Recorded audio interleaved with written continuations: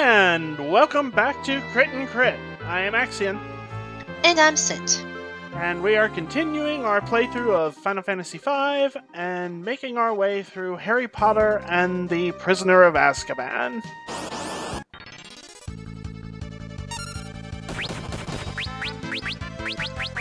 So, are you familiar with the idea of a technician versus a performer? I don't believe I've heard that particular euphemism before, no. Think of it in terms of music. A technician can play every note perfectly, but they might run the risk of sounding rather robotic. A performer isn't going to get it quite as perfect, but they put such feeling into it that they put a new life into the piece. So, in a sense, it's treating the medium of music as to whether it's a science or an art. Do you have to go through all the music theory? Do you have to do this because it's the precise ratio of chord leaps? Or, I push this because it sounds good and it feels right? How do you approach your medium? I was in band,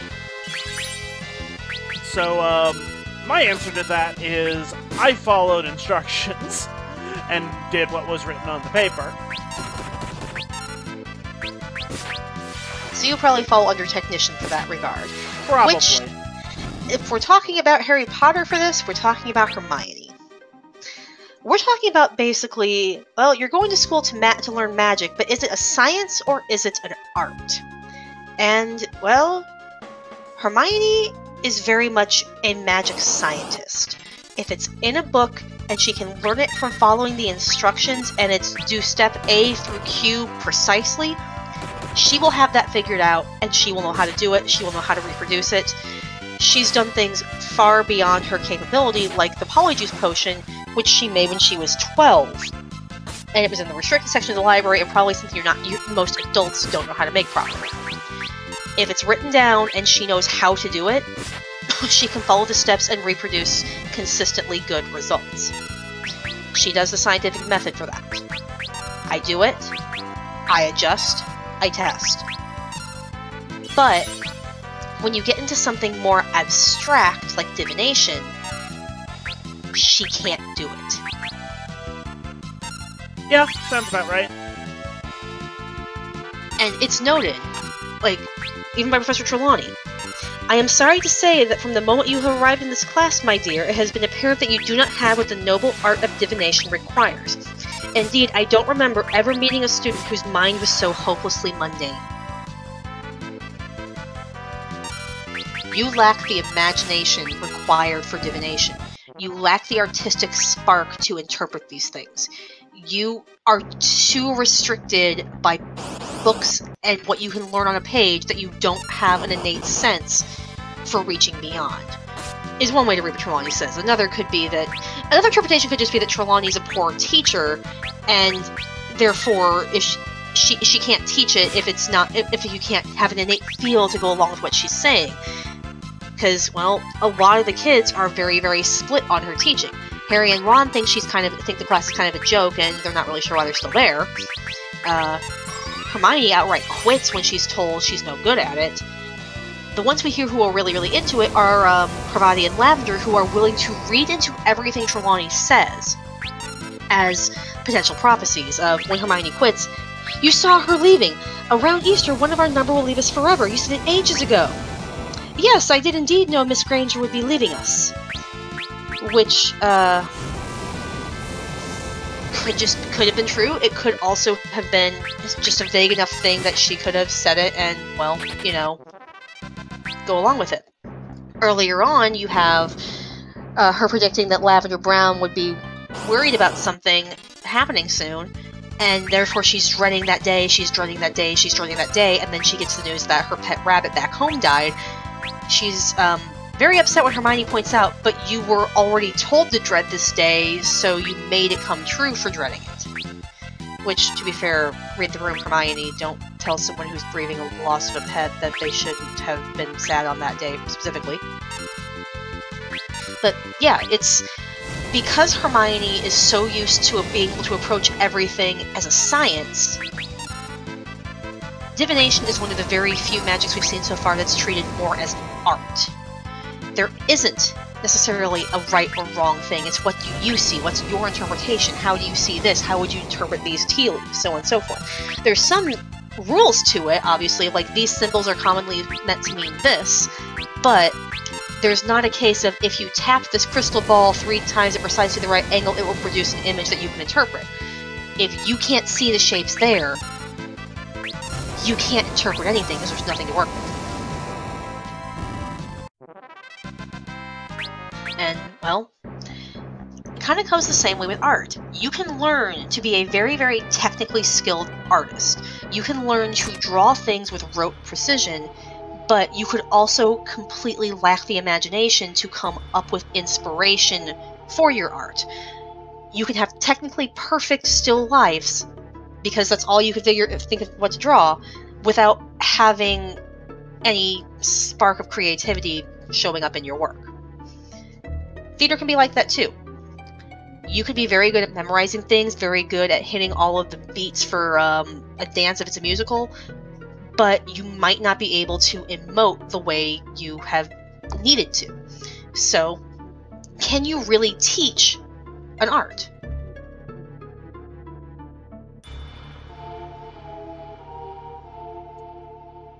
I really don't have an answer for that. Mostly because I am very firmly on the Hermione side of this. Like, I think there's a lot of ways you can go with this. I think you can teach it in the sense of, here are the technical needs for it. So, here is how to use a crystal ball. Here's how to get the crystal ball to produce an image, or here is how to interpret the images you're likely to see there. Here's how to interpret tea leaves, so on and so forth.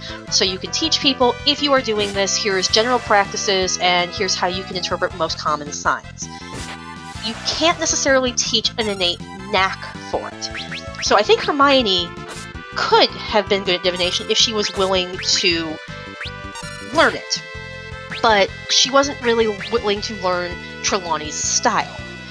That said, Trelawney had been painted as very iffy an oracle throughout the entirety of the story up to that point. So you can very much see Hermione's frustration, and given that some students really do need that level of specific instruction, you can really sympathize with Hermione. Like, I really sympathize with her too, in the sense of, like, when it comes to art class, I'm hopeless. I have never been very good at drawing. I have struggled every time I've tried to learn. Practicing really just reinforces the already poor habits I've gotten on it, and it feels like an uphill battle every single time.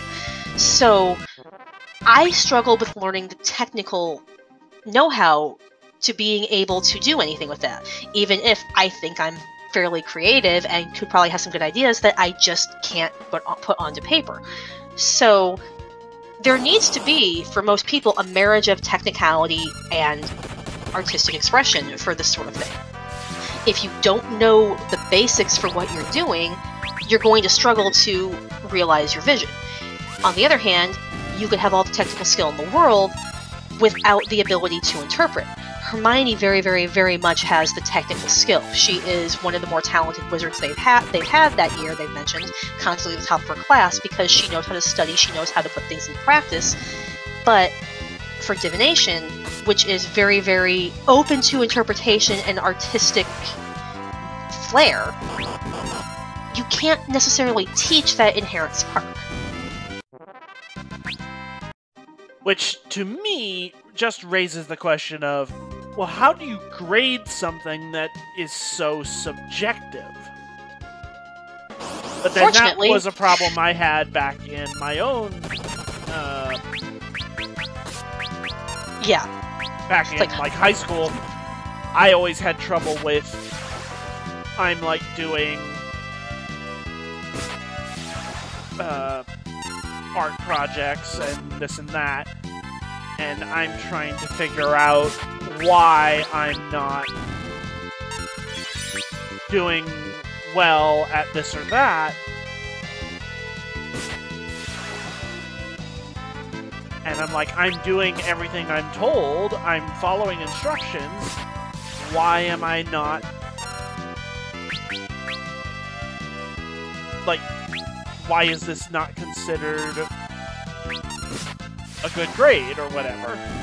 Yeah, fortunately, I don't really have to worry about that with my field, because yeah, English is more open to interpretation, but when I'm grading, I'm looking for, okay, did you do the thesis statement I told you to include? Okay, you have a thesis statement, you have defended it, there's actual grammar here, you spell-checked it.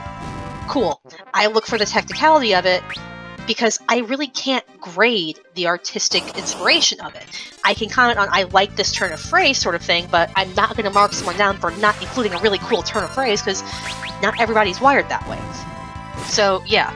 With a lot of art classes that I've seen, at least where I've been, like, checking my homeroom kids' grades can show, like, okay, they're not really graded on, is this a really good painting? It's, okay, you did some art this week. Good, you're keeping up with your own abilities. Which is, I think, a more stress-free way to do it for them, because a lot of kids need that release of art even if they don't yet have the technical level they want to be at. Right. So, it's like, yeah. What's going on right now? Oh yeah, I didn't turn in my sketchbook for this week. Okay.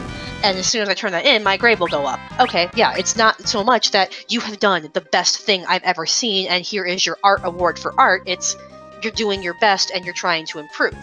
Which, I'm not sure how well that would work with Hogwarts, because you're trying to learn, like, here is how to read specific symbols and tea leaves, and I don't think they have just a pure art class in Hogwarts, which is probably for the best, because do you know how much glitter would be everywhere with the Weasleys?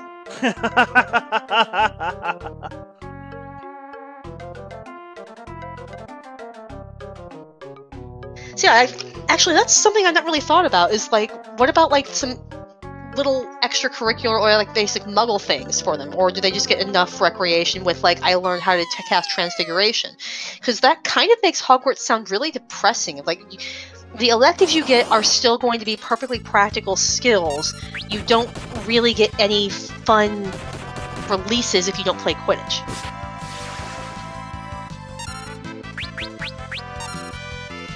Your only extracurricular activity is this one sport that only 7 people from your entire house get to play at once. Go study more. But yeah, I don't know if it's fair to really describe anything as pure art or pure science, because there are obviously the technical frameworks, but the technical framework only goes so far if there's not any intent behind it. Right.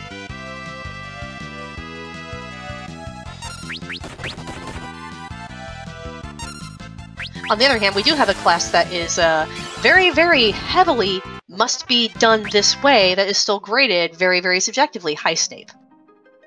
Yeah, but that's less because the class is supposed to be graded subjectively, like, say, an art class, and more because Snape is Snape.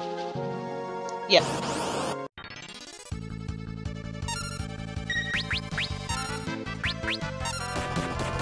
Yeah, and I wonder how this kind of crops up for Neville, because we've mentioned that Neville struggles in most classes, though he's actually pretty good at herbology.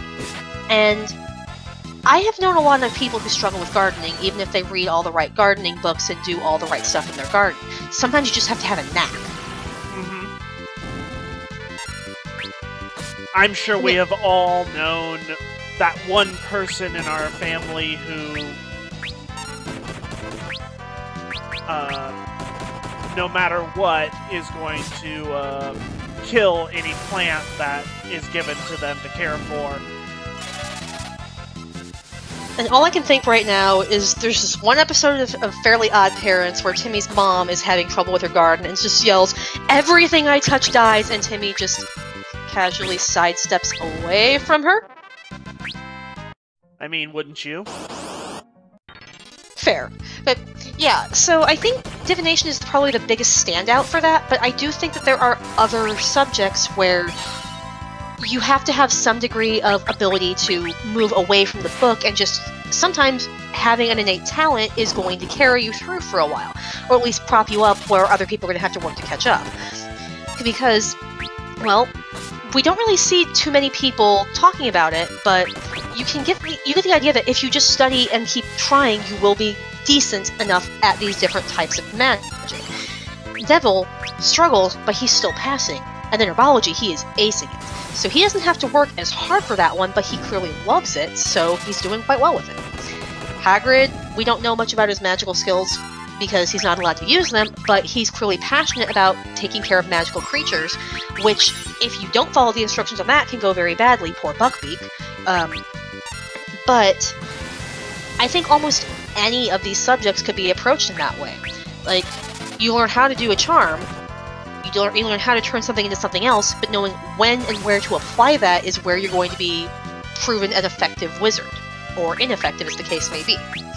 So, while this can look very heavily into different teaching styles and which styles lend themselves more readily to different types of instruction and application, it's honestly about how you approach it. And we don't really get to see too much of that yet because we haven't been around that much magic being cast outside of the school because, well, we're looking at kids. I'm sure the adults all have their own preferences for that. Most of the magic we've seen has been at the Weasley house and just purely mundane magic of, we'll stir the pot, the clock works the way it does, the car's not supposed to be enchanted like that, but yeah. Or in this one, they had cars borrowed from the Ministry, I think. Or is that a different book? I'm mixing up fourth book again. But yeah, in one book they do have the cars enchanted to just be a little roomier than they're supposed to be. So, is it an art or a science? I think for most of the wizards, it's just a daily fact of life like doing your taxes. And I don't know if we'd call text messaging an art or a science, it's just a thing you do as part of being a functional adult who has to get through the day. And I think that is a more depressing note for how to talk about magic in this world than I intended when we started this episode.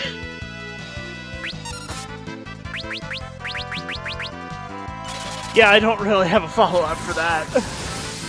I guess the lesson here is you want there to be some level of art in it, because otherwise you take all the magic out of magic. Yeah, it's just a thing you do. And at the same time, I don't really know how to respond to that, because that's how I think of things, is generally in kind of the same way as Hermione, in the sense of follow instructions, get result. And like, I kind of want to put a pin in that, because Hermione does approach her learning things in a very scientific way. As the series goes on, which we'll talk more about later, she's a much, much more active strategist, for lack of a better way to put this, and without spoiling things. She does get much better about thinking about when and where to apply the things she's learned in a way that honestly makes her the worst one of the three to encounter in a fight. Right. Harry's famous, Ron's tenacious, Hermione will find a new spell to end you with that you've never heard of because no one else has read that book but her. She has read so many obscure texts and learned how to do so much more than so many other people. She learned to time travel for the year so she could take extra classes and learn more magic. Do not mess with Hermione.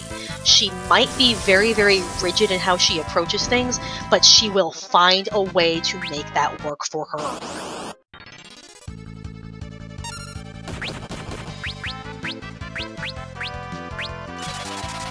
Yeah, I don't really have much more to add on this. Me neither. I think we had one more topic we wanted to talk about, which we will tackle next time. Yep. We will see you all then.